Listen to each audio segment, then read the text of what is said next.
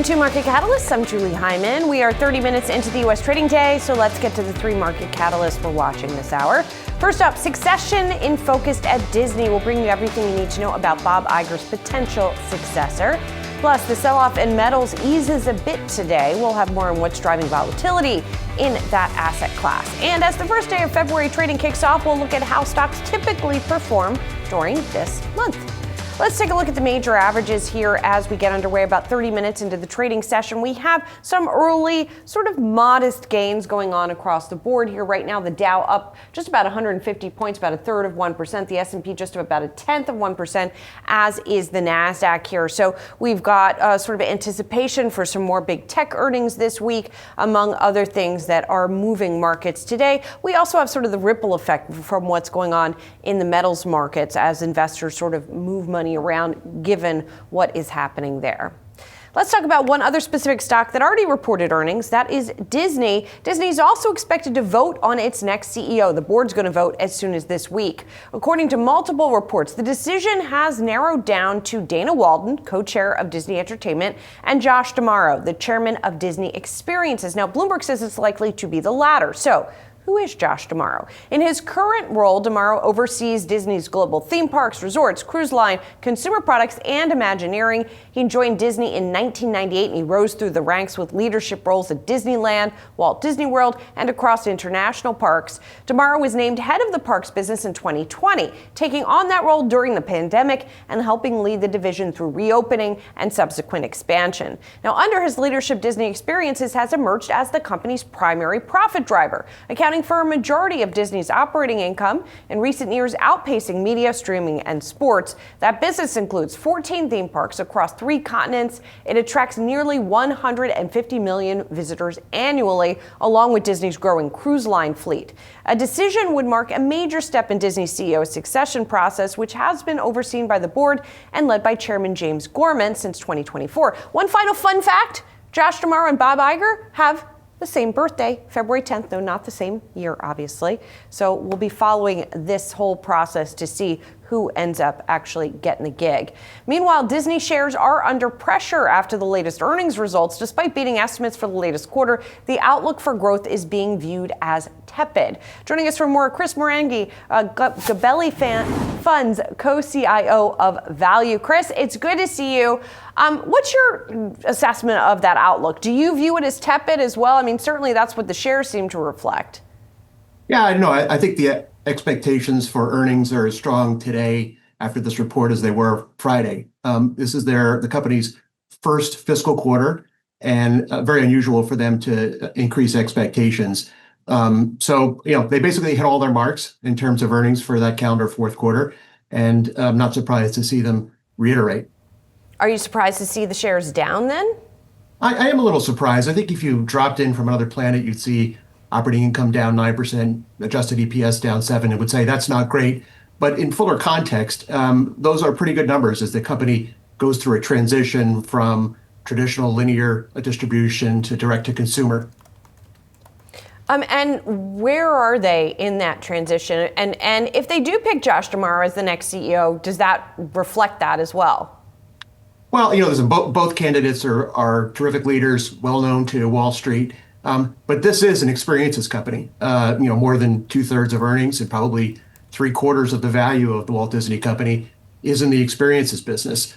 So I wouldn't be surprised to see Josh D'Amaro as the CEO. That's probably the future. But the company is far along in the transition to DTC. They're like many other big media companies, experimenting with bundles and the reaggregation of a distribution. And they're being pretty successful.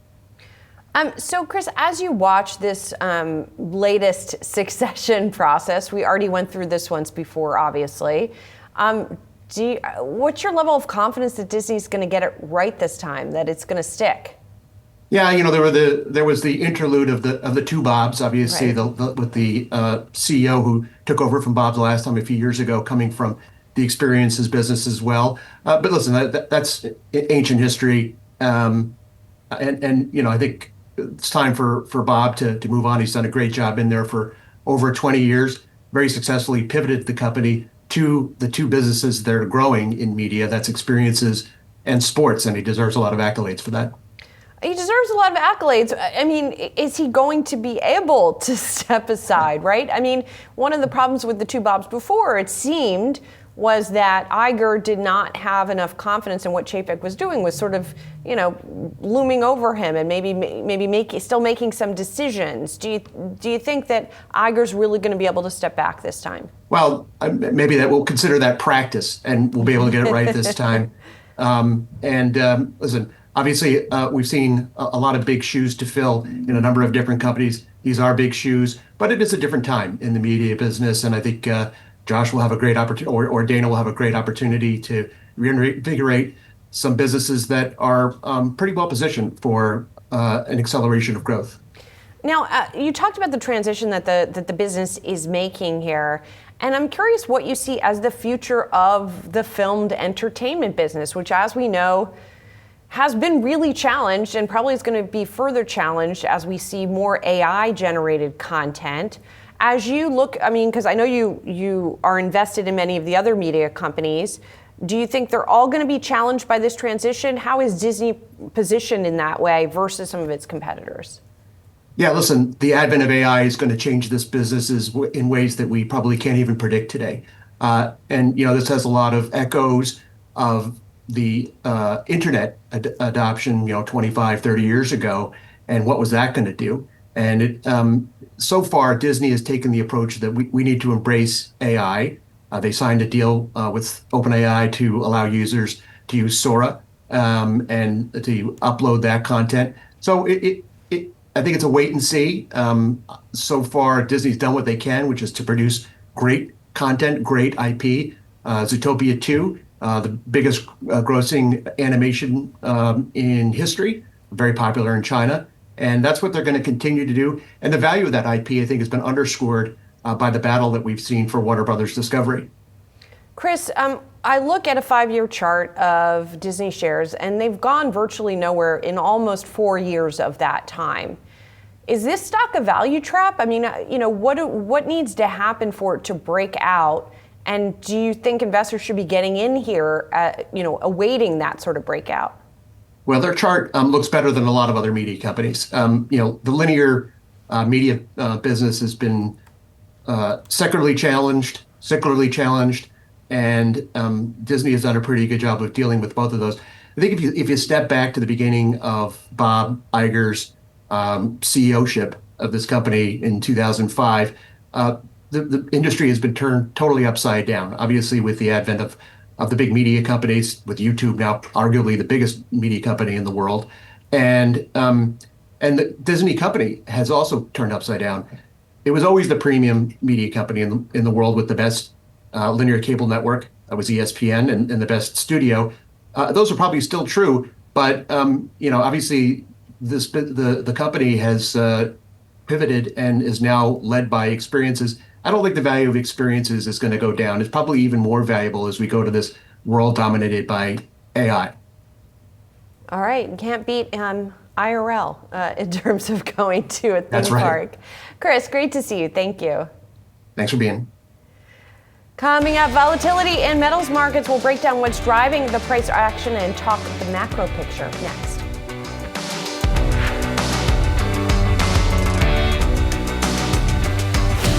Precious metals are clawing back some of their losses this morning, but gold and silver are still well below record highs from last week. Let's talk more about the sell-off, the macro picture, the impact of Kevin Warsh's nomination as Fed chair. We're joined by Christian Derry, head of macro strategy at CFM. Thanks for being here, Christian. Thank you, Julie. It's nice to be here again. So let's talk about those precious metals first, because obviously it has been almost unprecedented, the moves that we've been seeing in gold and silver over the past few sessions.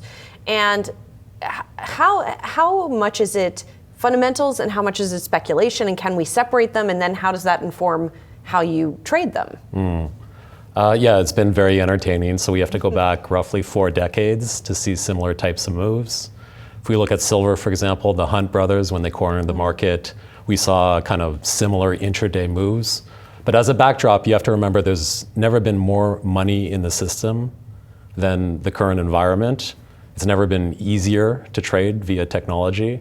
And we have sort of the proliferation of leveraged instruments, options, all this type of stuff. So market moves and volatility are increasing. So if we look at sort of the catalyst on Friday, obviously the Kevin Warsh news, he's viewed as sort of a hawkish pick by the market. I believe he'll be more pragmatic. It's really his views on the balance sheet and quantitative tightening. So he actually does support lower rates, but he wants to reverse basically what Bernanke had done via the wealth effect and asset price inflation through QEs, right? So you get rate cuts, but the view is that it's triggered through the asset channel and lower asset prices. So in other words, all that money that you talked about that's out in the system, some of that comes back, or some of that is shrunk. Well, if he followed through on his prior statements, yeah, it would be a negative for asset prices, and then we get rate cuts in response to that. Now, it's unlikely that we'll go down that path. And then, of course, there was month-end effects. There was a large option expiry as well. So if we look at, kind of where we're at, so we had this large correction, but structurally, especially the case for gold, is still very compelling, okay?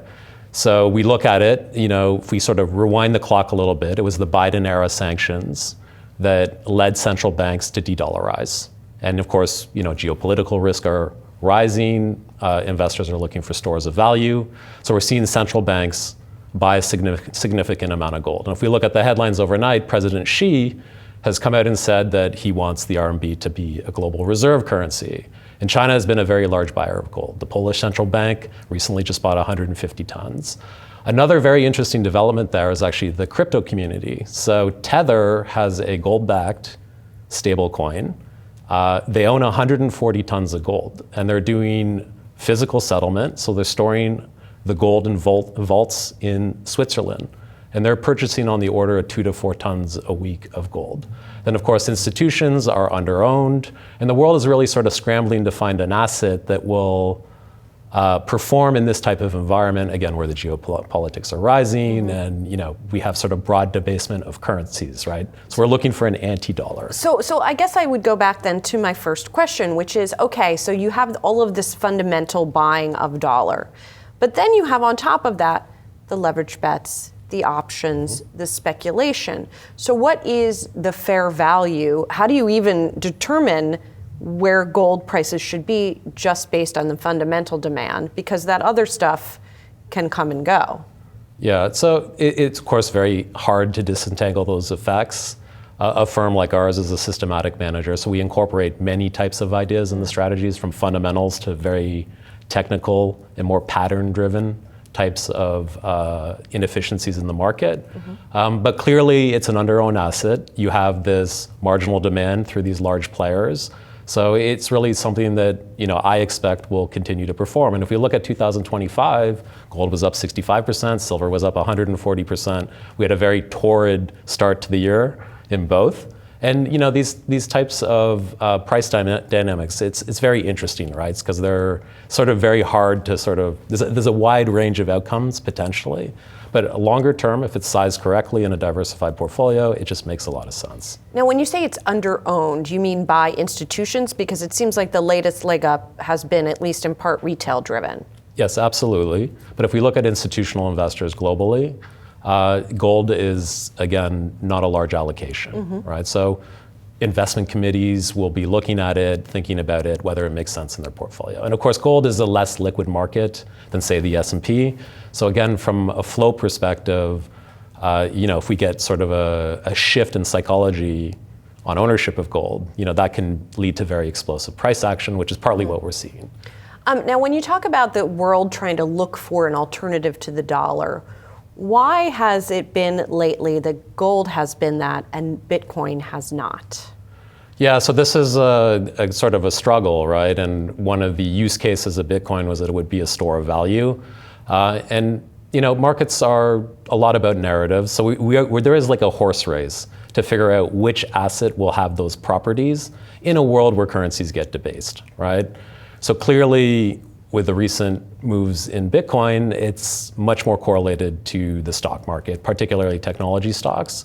And it's just not emerging as a potential candidate for that, which is interesting because we could see more rotation out of the crypto industry into kind of the more traditional rails like gold. Now, silver is not something that's owned by central banks. It's more speculative. The interesting bit there is that it's actually tied to the AI build-out. So solar panels, 94% of solar panels actually use silver as an input. And prior to the run in prices, it was about 3% of the cost of a solar panel. That's now gone up to about 40%. Wow. So there's this sort of like indirect link to the data center build out, all the CapEx, et cetera. But central banks are not buying silver. So if you really want sort of a good candidate for something that would protect your purchasing power, the rising geopolitical risk globally, it's pretty clear that gold is emerging as that candidate. Since you've brought up tech a few times, so I do want to ask you about that. I mean, when you're talking about silver prices going up, we know memory chip prices have been going up, costs have been going up for the data center build out. So how do you think about that in the context of your ownership of tech stocks and your strategy around tech stocks? Yeah, so investors have to be more selective about where they go in that value chain, okay?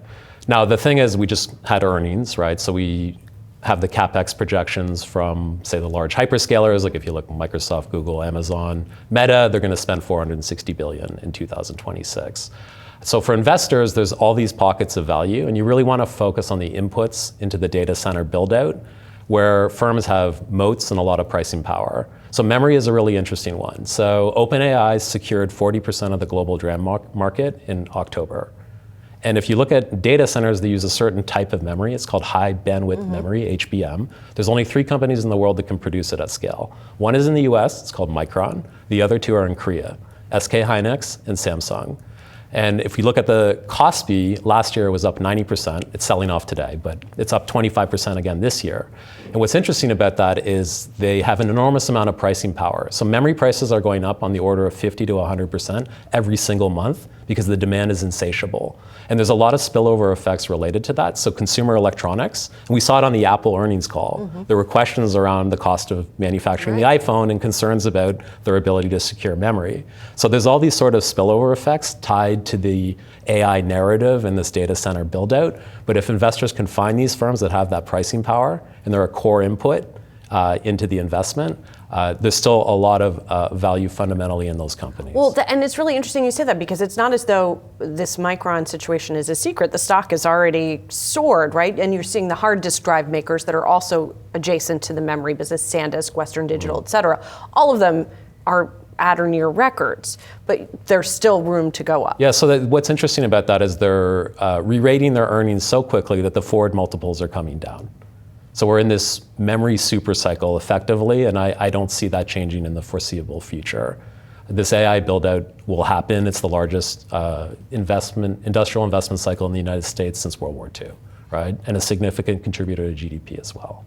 Are there other places besides the memory, are there other sort of emergent places that you think investors should be looking that are tied to that sort of picks and shovels of AI? Yeah, it's the picks and shovel. That's a great way to describe it. You really want to focus on these inputs that are specialized, and there's just a massive backlog in terms of order books. So another one is transformers. Just to power the data centers. It turns out that a lot of European companies like ABB, companies like that are very specialized in the manufacture of these types of inputs. And again, that's like another pocket of value potentially where they have a lot of pricing power and they can pass that through. And again, the CapEx is just going up and up and up. There's this big push on this technology. The spending is going to happen. Christian, really interesting stuff. Thanks for coming in. It's good Thank to you, see Julie. you. It's great to see you. We got much more markets action coming up, including the top calls of the day. We'll be right back.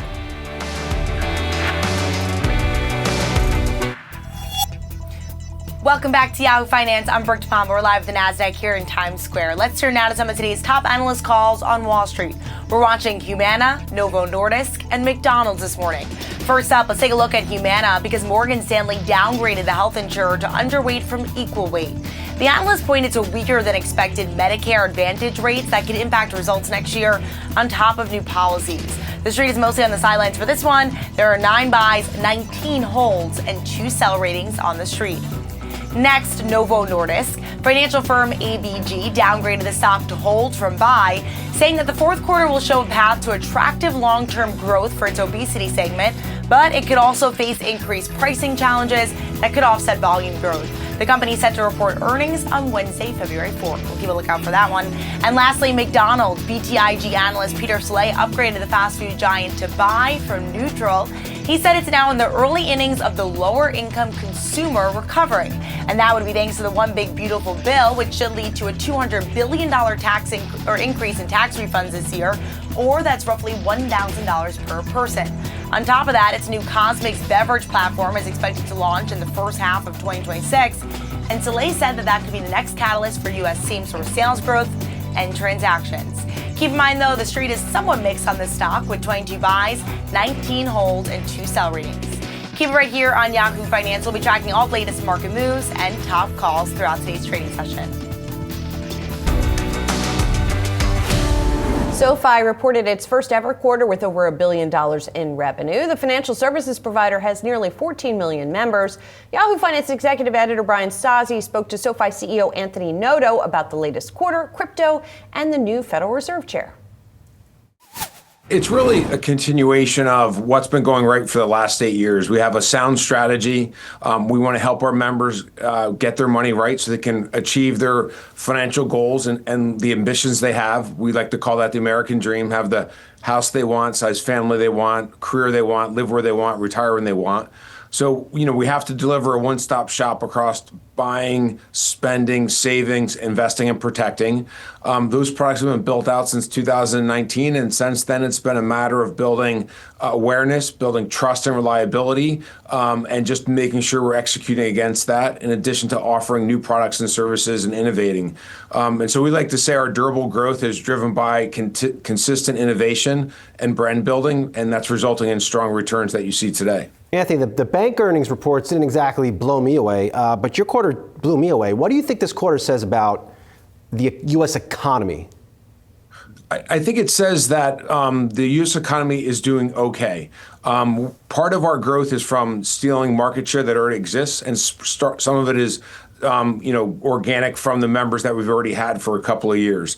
And so 37% revenue growth for over $1 billion is a pretty sizable quarter in terms of revenue to still be growing that fast. And there's no way we could grow that fast if there wasn't strong demand from consumers on spending, strong demand from consumers on borrowing and making sure they can still pay on time, which they're doing, and driving good returns for us there. But in addition to that, also still investing and investing in their future through our products. We offer not just single stocks, but robo accounts, ETFs.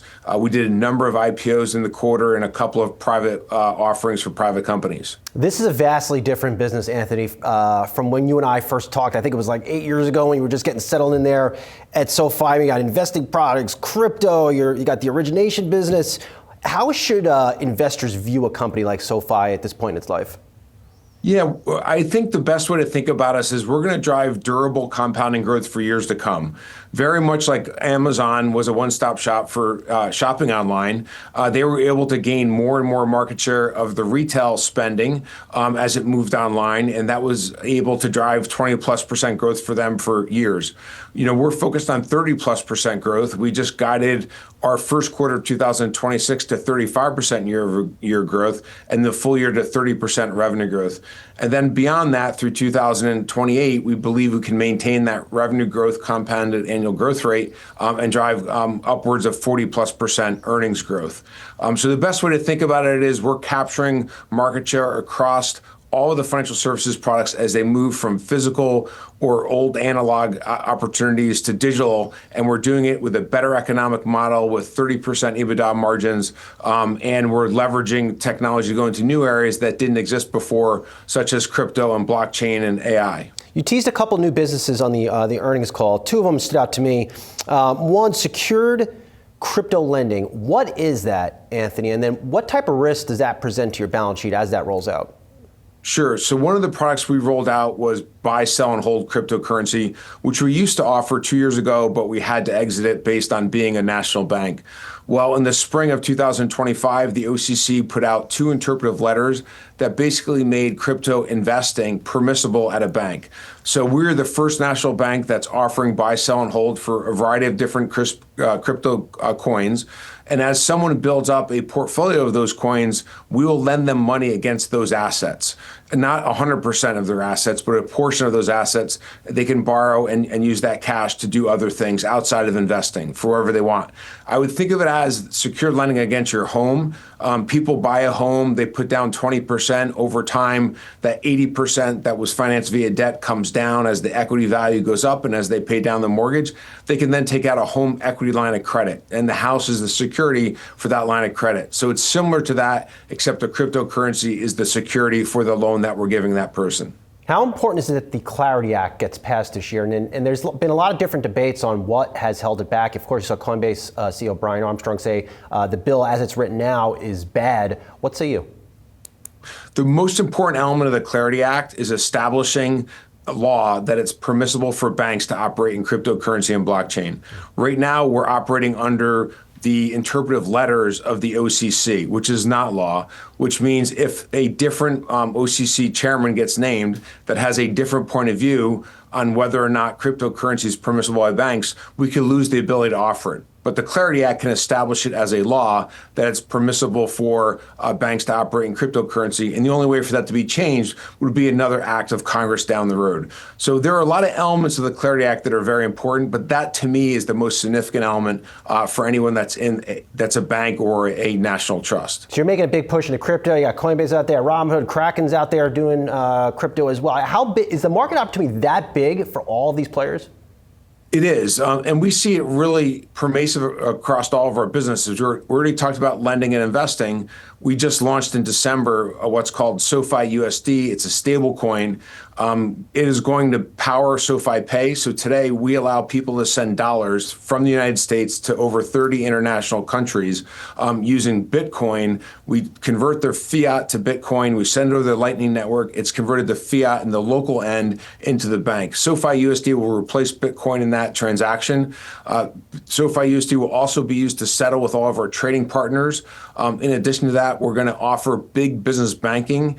And the reason we're offering that is to give banks the ability to operate both in crypto and in fiat. And SoFi USD will be the means of corresponding banking between banks, but also be the way to move money cheaper, faster, and safer. How big are you on this Kevin Warsh pick for Fed chair? Kevin is a great pick as the Treasury Secretary, and we're excited that that decision has been made. Provides clarity, and the leadership has been consistent. Chairman Powell's done a phenomenal job over the time span that he's been there, but all great things typically come to an end at 8 to 10 years is typically a time for a change, and the president obviously has the authority to do so, and he's acting on it. And I think all the choices that have been talked about, all four choices were all great options. Kevin is probably the one that's the most experienced, having been a Fed governor before. In addition to being a public markets participant, I think he brings a great combination of skills and experience to the table. So we're excited about it. Coming up, a look at how markets typically perform in February and what that means for your investments next.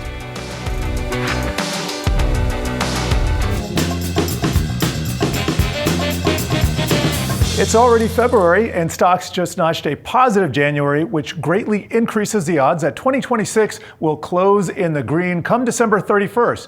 But not to get too ahead of ourselves, we're going to dig into what typically happens in February and beyond. I'm Jared Blickery, host of Stocks in Translation.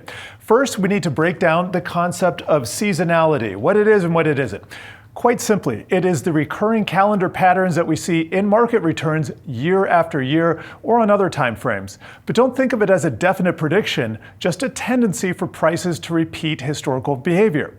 Think of it as a way to set up expectations for market headwinds and tailwinds, and not as a timing tool for exact tops and bottoms. You can use it as context with other tools like market technicals and fundamentals, chart reading, etc. It's definitely not a standalone trading system. And with that out of the way, let's get to what happened historically in the S&P 500 since 1990. And a brief note, we could go back farther in history, and we're actually going to do that in a minute with a separate model. Suffice to say, there are lots of ways to slice and dice history, down to which year of the 4-year presidential cycle we are in. But here right now, we're just going to be looking back to 1990. And one more note, I'm looking at the median for each month instead of the average return. With averages, extreme highs and lows in individual years, they can skew the results. So you can see here that no month actually skews negative, and that January here is typically up 1.7%. And guess what? It was actually up 1.4%, so not far off. February is typically up less than that, about 0.8%. And another helpful stat to know is the win percentage, or how often it has closed green over the last 2.5 decades. That is 58% for both January and February, and it's not stellar. Actually, I like to see 70% or above because stocks tend to go up most of the time. You're also going to notice in the chart that March, April, and May are usually up over 1%, and I'm circling those now. The win percentages increase over these months so that April and May are both up over 70% of the time. And you can see a big difference over the rest of the summer and early fall months. The typical gains are pretty small, except for July, which is a big standout here, up 1.8%. And we typically end the year bullishly, with October through December up nicely. Now let's look at another way of mapping history. Here we go all the way back to 1928, but we do not use every single year. We only include the years where the day of the week matches the 2026 day of the week. For instance, for the first trading day of February, which is February 2nd, we only look at those years when that falls on a Monday.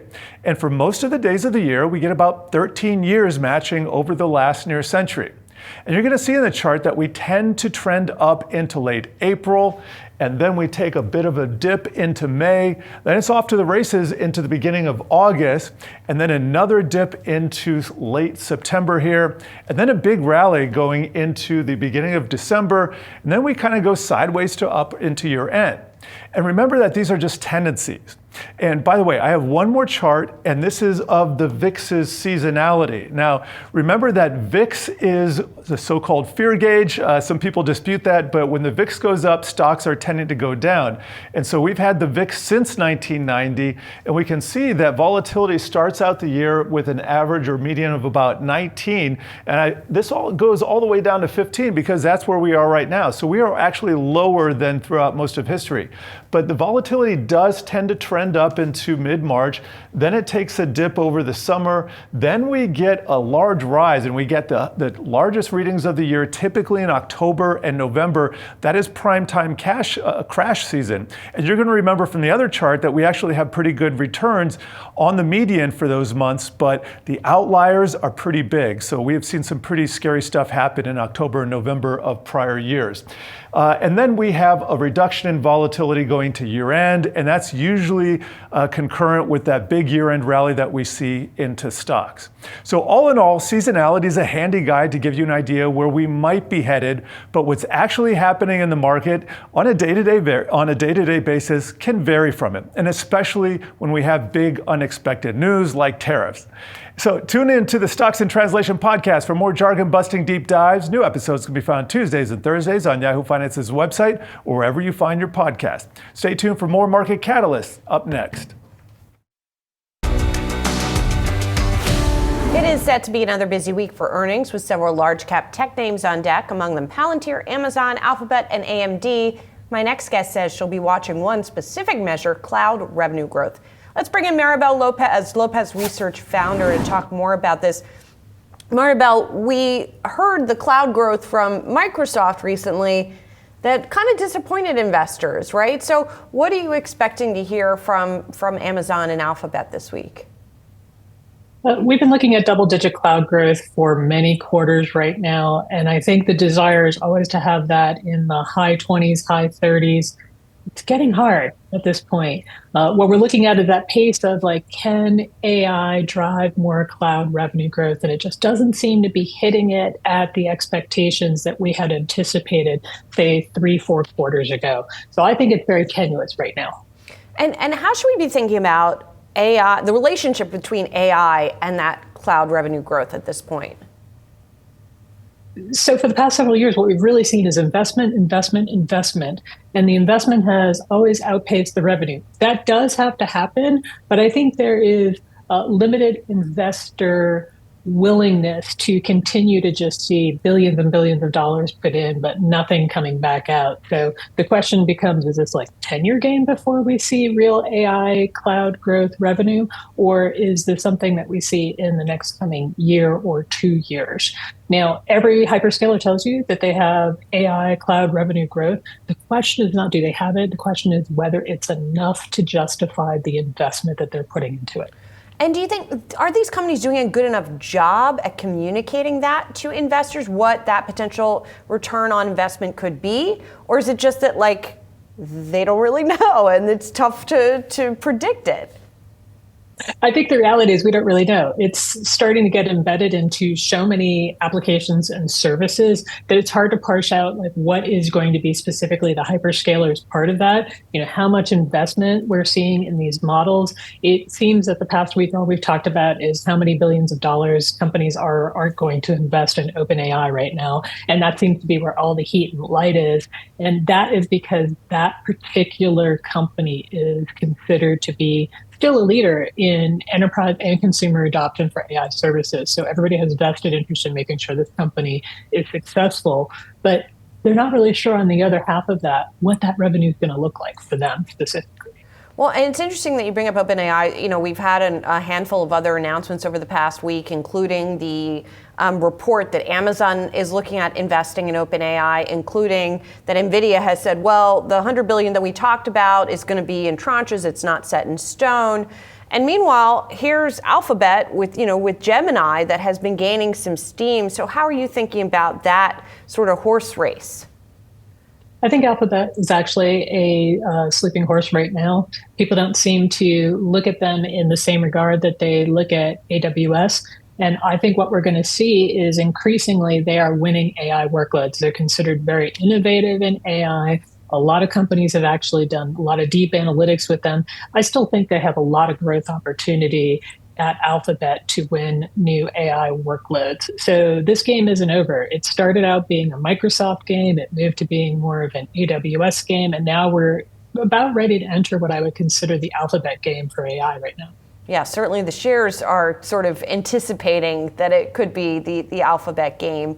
Another name I wanted to ask you about is AMD, which also reports tomorrow. Yes. And it has been overshadowed for some time by NVIDIA, although AMD shares have certainly done okay. So what are you looking for there? What do you think is going to be key in that report for investors? Yeah, AMD has had a huge run up as basically the only competitor that we're seeing having any meaningful growth opportunity against NVIDIA right now. The question really for AMD, I think first we were like, oh, they're an opportunity. And everybody digged in deep on AMD, which is why you saw such high rises in valuations for that company. What they're looking for now is, are they going to really be the second choice for next to NVIDIA, or are they going to be the third choice? If you're a hyperscaler, are you choosing NVIDIA first and your chip second and then AMD third? Or are you going to slot AMD into that slot that really compares with NVIDIA? And that actually is unknown right now. We've seen some deals that were put on the table, but it's not clear how many of those deals are actually going to really equate to huge data center revenue opportunity for AMD. So we're still on the hunt for that. That's the number we're going to look for. Do they continue to win big data center business, which is the market they need to win to really beat NVIDIA? And as we talk about all of this stuff, I mean, the way that you hear folks talk about AI, even though we're talking about sort of who wins against who wins, there's also the idea that there's just so much cash being thrown at it right now that everybody wins, at least in some measure. But are we sort of in a rationalization phase right now where that's less the case? We're in a bit of a circuitous investment phase, right? So it's like I make a lot of money and then I invested in OpenAI, who then invested in Oracle. It's just it's hard to actually parse out where the money's coming from, where the money's going, and if anybody is making any money right now with AI. Right now, all we see is a ton of investment for infrastructure. The name of the game is building infrastructure. So really the people that continue to win are the people that are doing the infrastructure builds. Even the hyperscalers, with all that discussion about them, not growing at the rate we'd like them to, they're still growing at huge double-digit percentages, and that's still going to continue.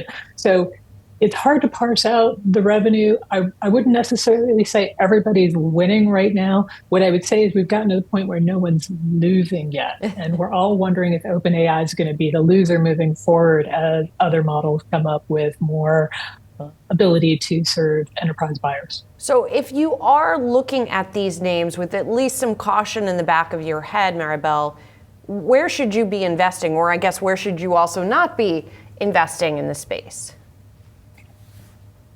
This is always an interesting question. So when we look at investment, we look at sort of the long-term fundamentals. And what we're seeing is it's pretty clear that cloud growth is going to continue with AI. It's just a matter of at what rate.